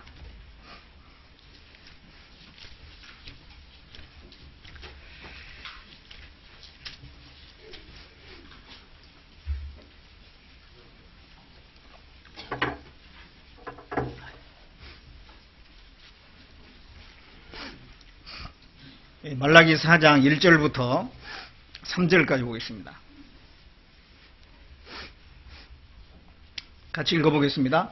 만군의 여호와가 이르노라. 보라, 극렬한 풀무불 같은 날이 이르리니 교만한 자와 악을 행하는 자는 다 촉에 같을 것이라. 그 이르는 날이 그들을 살라 그 뿌리가 가지를 남기지 아니할 것이로되, 내 이름을 경외하는 너희에게는 의로운 해가 떠올라서 치료하는 광선을 바라리니 너희가 나가서 외양간에서 나온 송아지같이 뛰리라. 또 너희가 악인을 밟을 것이니 그들이 나의 정한 날에 너희 발바닥 밑에 재와 같으리라. 만군의 여호와의 말이니라. 이건 예수님의 재림할 때를 말씀하시는데, 극렬한 풀무불 같은 날이 이르리라. 심판의 날이라는 것입니다. 그래서 교만한 자, 악을 행하는 자, 촉에 같을 거다. 촉에는 게 마른 풀입니다. 마른 풀이니까 얼마나 잘 살라지겠어요. 그 이런 날이 그들을 살라서 그 뿌리와 가지를 남기지 아니할 것입니다. 완전한 심판입니다. 이 세상 그리스도인들을 핍박하고 박해하고 다스리고 지배했던 이 세상은 심판받게 될 거예요. 그 심판, 우리 그리스도인들은 그 심판자 입장에 서게 되는 것입니다. 그래서 너희에게는 의로운 해가 떠올라서 치료하는 광선을 바라리니 너희가 나가서 외양간에 나온 송아지같이 뛰리라. 이제는 이 세상의 지배를 받지 않고 그전에는 지배를 받았는데 이제는 지배받지 않아요. 완전히 자유로운 분리된 사람이 됩니다. 그리고 또 너희가 악인을 밟을 것이니 그들이 나의 정한 날에 너희 발바닥 밑에 재와 같으리라. 악인을 밟고 그들을 심판하는 그런 위치에 서게 됩니다. 완전한 반전이요, 반전. 예수님 오실 때 그것이 이루어질 거예요. 지금은 우리가 조용하게 살지만 그때는 드러나게 될 것이고 그 영광스러운 위치에 서게 됩니다. 그리도 여러 가지 많이 있죠. 예수님이 우리에게 재림하실 때 가져올 은혜, 그걸 우리가 좀 기대하고 그걸 바라봐야 됩니다. 얼만큼 바라봐야 되냐? 온전히 바라보라 그랬어요. 베드로전서 1장 다시 봅니다. 1장 13절. 그러므로 너희 마음의 허리를 동이고 근신하여 예수 그리스도에 나타나실 때에 너희에게 가져올 은혜를 온전히 바랄지어다. 온전히 바라라 그래서 온전히요. 그것만 바라보라 그런 뜻이잖아요. 그것만 바라봐도 괜찮다는 겁니다. 예. 세상은 말합니다. 이것도 경험해보고 저것도 경험해보고 해야 된다라고 하지만 주님은 세상은 뭐 이런 책도 저런 책도 다 보라고 그러잖아요. 이런 세계 저런 세계 다 경험해보라 하잖아요. 근데 주님은 여기 있는 말씀은 예수님이 가져올 은혜 그것만 온전히 바라봐도 된다. 그만한 가치가 있다는 것입니다. 그것만이 진정한 우리의 미래니까. 우리가 이렇게 살아보면요, 구원받고 나서 한 해 한 해 이렇게 살아가 보면은 점점 이 세상은 정말 재미가 있는 것 같은데 결국은 뒤돌아보면 허전한 것이고, 진정한 좋은 것이 없다라고 하는 것을 점점 알아가지 않습니까? 세상에는 좋은 것이 없어요. 가면 갈수록 그걸 알게 됩니다. 결국은 우리에게는 새로운 것이 주어져야 되는 거예요. 해 아래는 새 것이 없다고 그랬어요. 이 세상에는 새로운 게 없습니다. 아무리 바뀐 것 같지만 바뀌고 해도 나중에 보면 똑같은 거예요. 결국은 진짜 새로운 것이 우리에게 주어져야 되는데 그건 예수님이 재림할 때 가져오는 것입니다. 그 이제는 새 것이 없어요. 그렇기 때문에 그것만 바라보라고 하는 거예요. 진정한 새 것은 예수님이 주신 것만이 새 것이기 때문에 그것만 바라보라는 거예요. 그것만.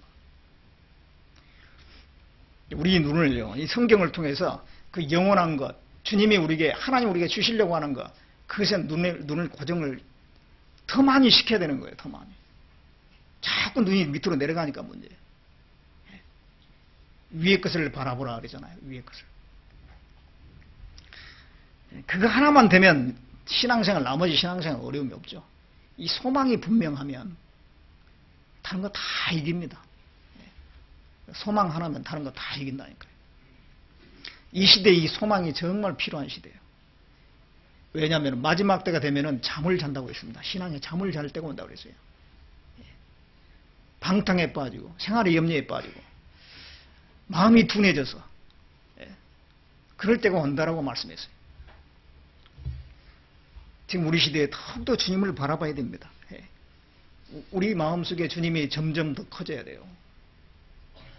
우리가 주일날도 말씀 듣고 수요일도 말씀 듣고 그 말씀을 계속 듣는 이유가 뭐예요? 결국은 그 예수님 한 분 여러분 마음속에 새기기 위한 거예요. 그 마음속에 예수님을 새기게 하는 데 목적이 있는 것입니다. 이 말씀은. 우리 마음속에 예수님이 분명하게 새겨져 있으면요, 곁길로 안 가거든요. 그게 흐려지니까 곁길로 자꾸 가는 거예요. 흐려지니까 곁길로 가요. 그래서 우리 마음에 예수님이 흐려졌다면요, 빨리 그걸 다시 회복해야 돼요, 말씀을 통해서.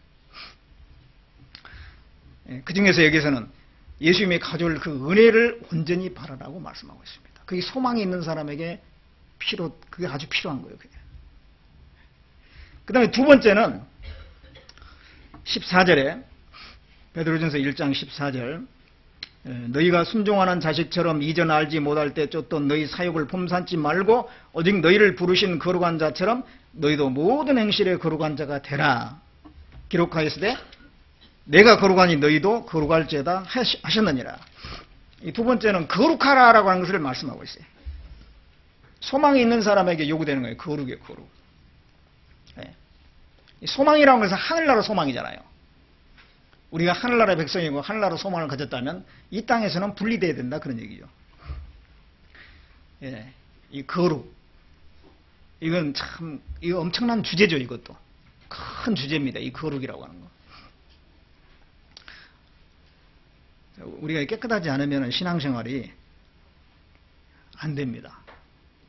아무것도 안 돼요. 깨끗하지 않으면 기도도 안 되고 전도도 안 되고 교제도 안 되고 다 안 되죠.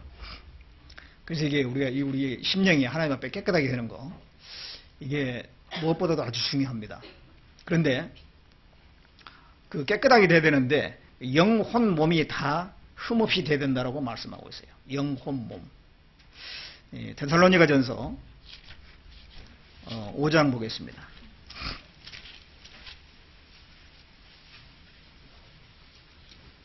데살로니가전서 5장 23절 보겠습니다.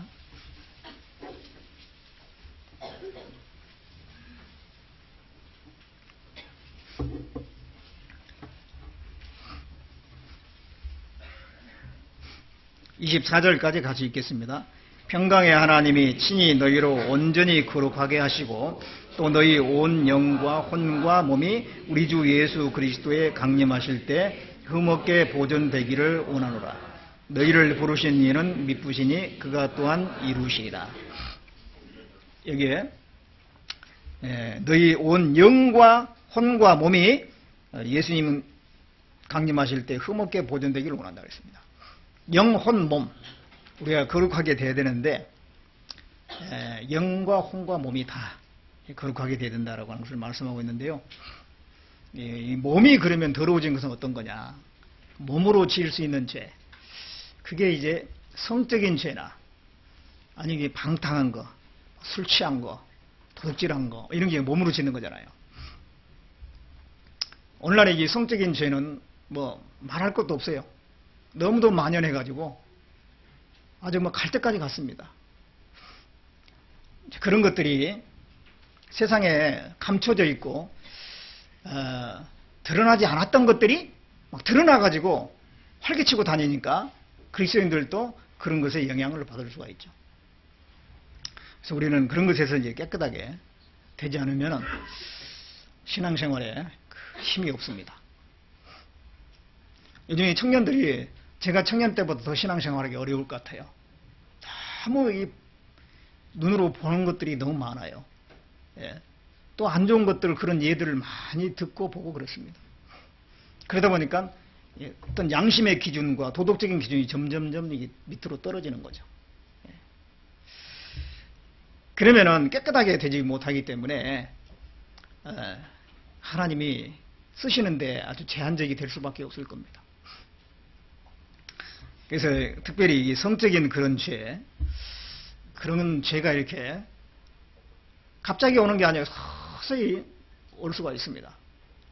그럼 그걸 처음에 발견하고 탁 돌아서고 근접을 못하게 만들어야 되는데 그런 걸 하나하나 작은 것부터 용납하기 시작하면 나중에 넘어집니다.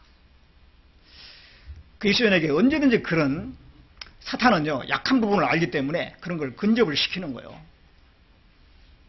그래서 그런 죄에 한번 빠지면 그 다음에 신앙생활에 힘이 구부러지고 문제가 생기기 때문에 정말 멀리 해야 돼요. 술 취함, 방탕 이런 것들이 몸으로 짓는 죄인데요. 그런 것에부터 우리는 우리 자신을 지켜야 됩니다. 뭐 혼이 더럽혀지는 거, 흠이 생기는 거 어떤 경우일까? 그건 생각입니다. 생각이 엉뚱한 것이 들어가면 문제가 생겨요. 한 번요 신앙생활을 잘 하다가 부정적인 생각이 한번 탁 들어가잖아요. 교회가 왜 이래? 또 교회도 뭐 잘못될 수 있다. 주님이 이끌어간 것이 아니라 사람이 결정하고 뭐 이끌어간 것 같고 이런 생각이 딱 들어가면은요 부정적이 될 수가 있어요. 비판적인 거, 잘못된 사상 그런 게 들어가면요 한때는 신앙생활 잘했던 사람이 이렇게 가끔 이제 지역 설교 이렇게 다니다 보면요 저분은 전에 열심히 살았던 분인데 근데 얘기 들어보면 지금은 말씀만 듣고 가요. 밥도 안 먹고 그냥 가요. 어떻게 저렇게 됐어요? 뭐 이렇게 됐다고. 보면은 잘못된 생각이 딱 들어가 버린 거예요. 그래가지고 그다음부터는 신앙생활을 안 해. 그러면서 죄책감이 없어요. 예. 이 잘못된 생각이 죄책감마저도 없게 만들어버리는 거예요. 그게 참 그 문제입니다. 이 생각, 혼이라고 하는 것은 생각, 마음, 생각, 정신이 거잖아요. 거기에 잘못된 게 들어가 버리면 몸으로 죄 짓는 것보다 더 고치기 어려운 거예요. 그냥. 그런 생각이 들어온 걸 용납하면 안 됩니다. 혹시 잘못된 생각이 들어오면요, 진짜 그런가? 성경에도 그렇게 얘기하는가? 성경으로 확인을 해봐야 돼요.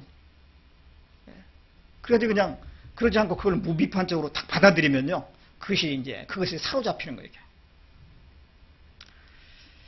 또 영이 더럽혀진 것은 어떤 경우냐면요, 신앙적으로 문제가 생기는 걸 얘기해요. 신앙적으로 잘못된 교리가 들어갔다든가, 잘못된 그 신앙적인 믿음의 어떤 믿음을 훼손하는 그런 것들이 들어갈 수가 있어요. 예. 그게 이제 영적으로 잘못되는 경우입니다. 흠이 생기는 거예요. 구원받은 사람도요, 신천지 교리나 이런 거 가서 배우는 경우를 제가 본 적이 있어요.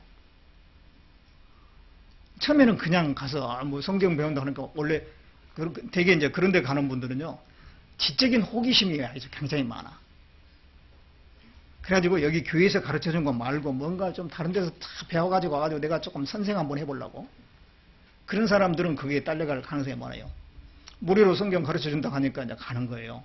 듣다 보니까 정말 이 성경에서 성경으로 푸니까 굉장히 우리 교회에서 배우지 않는 것도 배운 것 같고 훨씬 더 해박한 것 같고 그런 생각이 드는 거죠. 그럼 나중에 이제 그거를 다 받아들이게 됩니다. 그때의 잘못된 생각이 딱 들어가요. 크게 믿음을 훼손하는 그러한 사상이 들어갈 수가 있어요. 예를 들자면은 성경은 비우다. 기본에 그걸 딱 깔아놓고 시작하는 거예요. 성경은 비우다. 그러면은 이 말씀, 중요한 말씀 하나하나 다 비유로 풀어버리니까요, 이제는 모든 게 대혼돈이 일어나는 거예요. 그런 게 한번 들어가면 믿음에 큰 문제가 생깁니다. 그리고 또 예수님의 그 사역을 한시적으로 또는 제한적으로 설명을 합니다. 과거에는 그게 필요한데 지금은 그보다 이게 더 중요하다. 그런 거 이게 딱 들어가면요, 문제가 생기는 거예요. 그런데 이 믿음에 문제가 안 생기려면요, 성경의 핵심이 예수님이라고 하는 거기서부터 조금 더 이렇게 물러서면 안 돼요. 성경 창세기부터 요한계시록까지 그 중심은 예수님입니다. 예수님. 결국은 예수님을 설명하려고 하는 거예요. 예수님. 성경이 곧 나에 대해서 증거하는 것이라고 예수님이 말씀했지 않습니까? 그 예수님과 더 이제 핵심적인 것은 예수님의 십자가입니다. 예수님의 십자가. 예수님의 그 십자가의 복음, 그거를 훼손한다든가 거기에 뭔가 하나라도 덧붙인다든가 그런 건 완전히 잘못된 거예요. 거기서부터 이단이 시작되는 거예요. 그래서 그러한 교리를 누군가에서부터 들었다든가 하면요, 반드시 그 점검하고 넘어가요. 그거는 자기 영원한 문제를 결정하는 거기 때문에 쉽게 따라가면 안 되는 겁니다. 그래서 이 영적인 그런 죄에 빠진다든가 그리스도인도 잘못하면 그럴 수가 있습니다. 그래서 그런 걸 흠없이 우리가 보존을 해야 됩니다. 이 세상에서부터 구별을 내야 돼요. 이 세상에 온갖 악한 것들과 거짓된 것이 엄청 많아요. 거기서부터 우리는 구별돼야지 소망이 있는 사람으로서 이 마땅한 삶인 겁니다. 주님은 지금도 우리를 깨끗하게 하고 계세요. 여기 이제 데살로니가전서 5장 24절에 보면 너희를 부르시는 이는 미쁘시니 그가 또한 이루시리라 그랬잖아요. 영혼 몸이 흠없게 보존되는데 주님이 이루신다. 주님이 우리를 깨끗하게 해 가신다. 그런 얘기예요. 예수님께서 베드로의 그 발을 씻었습니다. 베드로가 제 발을 씻지 마십시오. 어떻게 제 발을 가지고 선생님이 씻습니까? 주님께서. 그래서 안 맡기려고 그랬잖아요. 그래서 예수님께서 내가 네 발을 씻지 않으면 너와 상관이 없다. 그러니까 몸까지 씻어달라고 그랬어요. 그러니까 예수님께서 한 번 목욕한 사람은 이제 발만 씻으면 된다 그랬습니다. 목욕하는 것은 구원이고 발 씻는 것은 이제 구원받은 이후에 계속 우리가 말씀으로 씻김을 받는 걸 얘기하는데, 예수님께서 베드로의 발을 씻긴 것처럼 지금도 우리의 그 더러운 것을 씻고 계셔요. 대야에 물을 떠가지고 씻었는데, 대야의 물이 어디냐면 교회입니다. 교회. 대야가 교회예요. 물은 말씀이에요. 교회 가운데 있는 말씀으로 주님께서 지금도 우리를 씻기고 계셔요. 지금도. 한번 구원받아도 끝난 게 아니죠. 계속 씻김을 받아야 돼요. 잘못된 생각이 딱 들어올 수가 있어요. 씻겨서 버려야 돼요. 잘못된 교리가 잠깐 들어올 수가 있어요. 씻어서 버려야 돼. 우리의 잘못된 몸으로 짓는 죄들, 그걸 말씀을 듣는 거하고 돌이켜야 돼요. 그래가지고 우리가 흠없게 보존되는 겁니다. 죄를 하나도 안 지어서 흠없는 게 아니고, 혹시 짓더라도 계속 주님이 씻겨주시니까. 교회 안에서 씻겨주세요. 그래서 우리가 주님 앞에 주님을 만났을 때 정말 깨끗한 상태에서 보시기를 원한다, 그런 얘기입니다. 그래서 정말 소망이 있다면 거룩하게, 영혼 몸이 거룩하게 구별된 상태에서 주님 앞에 나가야 된다. 그런 생활이 돼야 된다라고 하는 것을 말씀하고 있습니다. 마지막으로 그 뒤에 베드로전서 1장 17절 보겠습니다.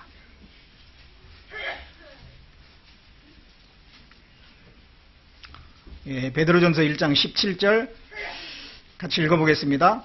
외모로 보시지 않고 각 사람의 행위대로 판단하신 자를 너희가 아버지라 부른즉 너희 나그네로 있을 때를 두려움으로 지내라. 이제 세 번째는 나그네로 있을 때를 두려움으로 지내라 그랬어요. 구원받은 사람 나그네죠. 나그네는 가야 될 본향이 있어요. 그런 것처럼 우리는 가야 될 곳이 있는데 그게 천국입니다.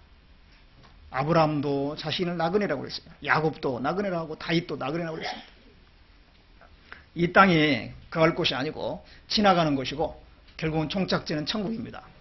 그래서 우리는 천국을 향해서 가는 나그네들인데, 그 나그네로 있을 때를 두려움으로 지내라고 했어요. 왜 두려움을 지내라고 했느냐?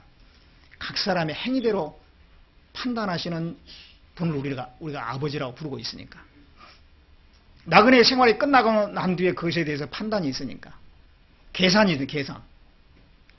그러니까 두려운 마음을 가지고 깨어서 지내야 된다, 그런 얘기입니다.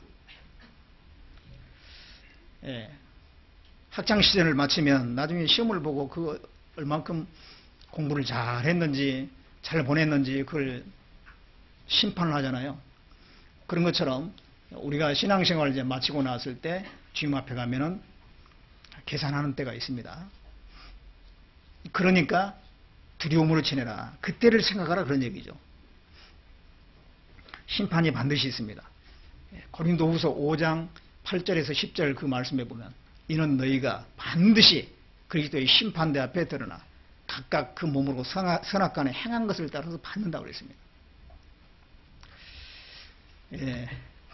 주님 앞에 갈 날이 있고 또 주님 앞에 계산하는 날이 있어요. 그러니까 우리는 정말 신앙생활을 잘 해야 됩니다. 그 심판이 있기 때문에 우리는 잘하다가 나태함에 빠지면 안 돼요. 과거에는 잘했는데 지금은 그냥 해서 완전히 세상에 가버린다든가 그러면 주님 앞에 분명히 부끄럽게 될 겁니다. 잘하다가 나태함에 빠지면 안 됩니다. 그리고 이 신앙이 중단되면 안 돼요. 중단. 이 중단되는 경우가 가끔 있습니다. 이제 학생들이 공부 잘 하다가 고3 때 이제 고3 때 되면 공부할 양이 더 많아지죠.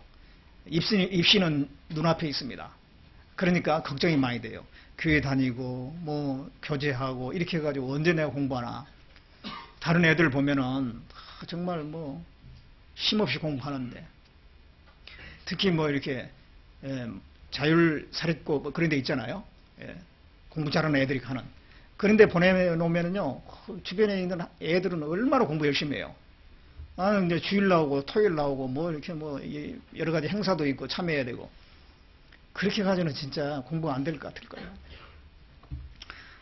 그러면 이제 어때요? 1년이니까 1년만 내가 열심히 좀 교제 좀 뒤로 하고 공부하고 그 다음에 합격하고 그 다음부터 열심히 또 신앙생활 하면 되지 뭐. 그래가지고 1년이 중단됐습니다. 잘 하다가 1년 이제 공부한다고 중단했어요.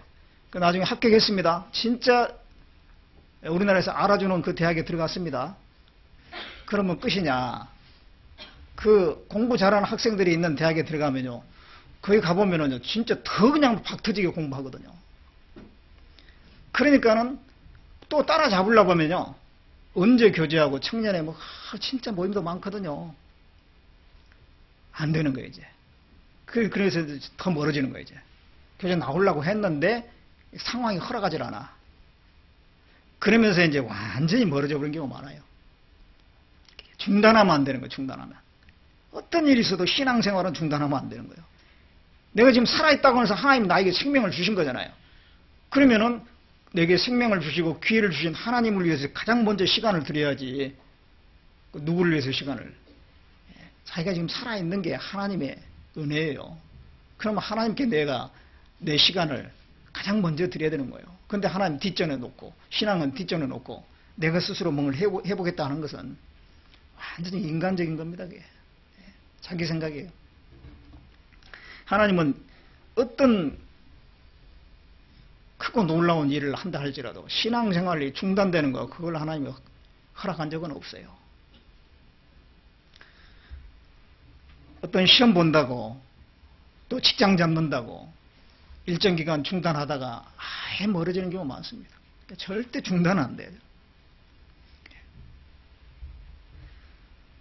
심장 뛰다가 중단해가지고 다시 뛰지는 않잖아요. 그걸로 끝나는 거예요.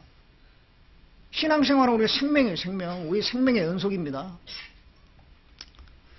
그래서 중단하면 안 돼요. 그리고 또 현재에 머무르면 안 되고 더욱 힘써야 돼요. 그냥 현상 유지만 하겠다 그러면 반드시 뒤로 가. 그럼 나중에 심판대회 앞에 가면 부끄럽게 되는 거예요, 또. 막 이렇게 한 걸음이라도 더 나가려고 해야 된다니까요. 말씀도 더 보고, 기도도 더 하고, 전도도 더 하려고 하고, 헌금도 더 하려고 하고. 이 정도면 됐어 하는 틈에 점점 뒤로 물러가요. 그러니까 더 하려고 해요. 성경에 더욱 힘쓰라고 돼 있지 됐다 그런 경우 없어요. 더욱 힘쓰라고 해요. 더욱. 야구 감독 중에서 김성근 감독이라고 있어요. 제가 그분 신문에서 이렇게 그분에 대해서 나온 걸 읽어본 적이 있는데요. 그러면 이제 70이 넘었는데 지금도 현직에 있잖아요. 지금도 야구 감독이에요. 그런데 아주 훈련을 혹독하게 시키는 사람으로서 유명합니다. 그래서 아주 약한 팀을 갖다가 우승팀으로 바꿔놓은 경우가 많아요. 그런데 얼마나 그 야구를 사랑하는지 몰라요. 그래가지고 이제 경기를 하는데요. 겨울에 이렇게 간염이 걸려가지고 몸이 그냥 불덩이에요. 그런데 그 야구장에 어떻게 나오냐면 나와가지고 이불을 들고 가지고요. 거기에 이불을 딱 둘 쓰고 앉아가지고 야구 보고 있는 거예요. 그 정도로 열심히 해요. 근데 그 사람이 한 말이 있더라고요. 자기는 이 정도면 됐다라고는 말을 가장 싫어한대요. 이 정도면 됐다. 그 말을 가장 싫어한대요. 참 배울 점이 있는 것 같습니다. 우리도 신앙생활에 이 정도면 됐어. 그럴 때 뒤로 물러가기 시작해요. 나 조금 더 우리는 주님 앞에 주님하고 딱 달라붙어서 신앙생활 한 건 아니잖아요. 거리가 있는 거예요. 거리가. 더 가까이 가야 될 문제가 있는 거예요.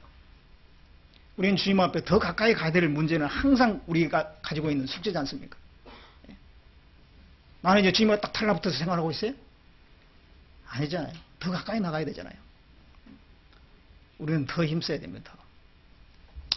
그래야지 우리는 끝까지 신앙생활을 잘 할 수가 있어요. 끝까지 가야 돼, 끝까지. 나의 달려갈 길을 마치고 믿음을 지켰으니 이제 나를 위하여 의의 멸류관이 예비되었다고 그랬잖아요. 그러니까 신앙생활은 끝까지 해야 됩니다. 그러려면 지금 현재에 만족하지 않고 계속 더 해야 돼, 더 해야 돼. 그래서 우리가 심판대 앞에 섰을 때에 그때 하나님께서 우리에게 주신 보상이 있을 겁니다. 부끄럽지 않을 겁니다. 그래서 주님 오시는 건 너무도 분명하잖아요. 거기에 대한 소망을 가지고 있고 천국에 대한 우리는 확실한 기업에 대한 소망을 가지고 있어요. 그렇다면 그 가진 사람으로서 합당하게 살아야 되겠습니다. 그냥 대충대충 할 게 아니고 지금 현재에 만족할 게 아니고 우리는 아직도 주님 앞에 부족한 게 너무도 많아요. 그래서 더 주님 앞에 합당한 삶을 살리려고 노력해야 될 것입니다. 자, 기도하겠습니다.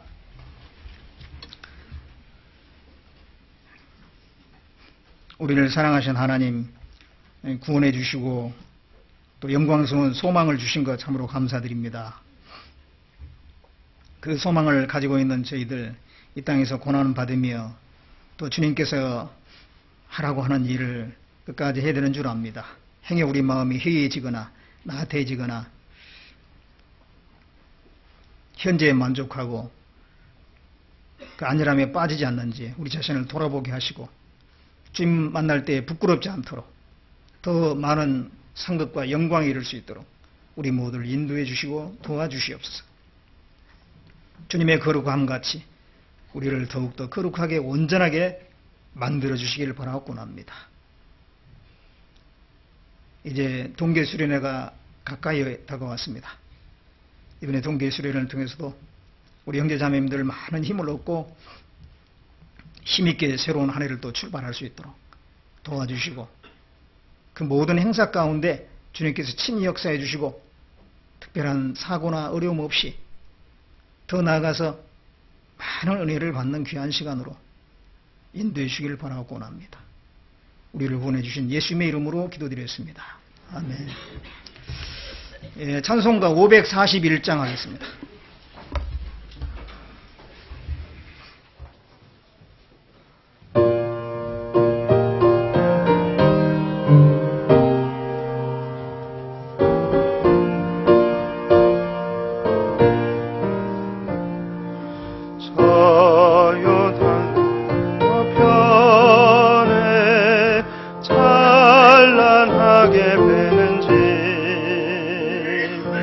예루살렘 새 집에서 주의 얼굴 배우리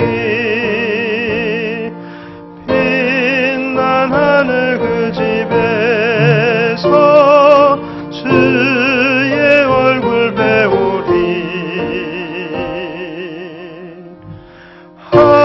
한량없는 영광 중에 주의 얼굴 배우리 주가 내게 부탁하신 모든 역사 마친 후 예비하신 그 집에서 주의 얼굴 배우리 빛난 하늘 그 집에서 주의 얼굴 배우리 한량없는 영광 중에 주의 얼굴 배우리 성도들이 함께 모여 할렐루야 부를 때 나도 기쁜 마음으로 화답하여 부르리 빛난 하늘 그 집에서 주의 얼굴 배우리 한량없는 영광 중에 주의 얼굴 배우리 이 세상 내 사는 동안 주의 일을 힘쓰고 썩을 장막고 할 때에 주의 얼굴 배우리 빛난 하늘 그 집에서 주의 얼굴 배우리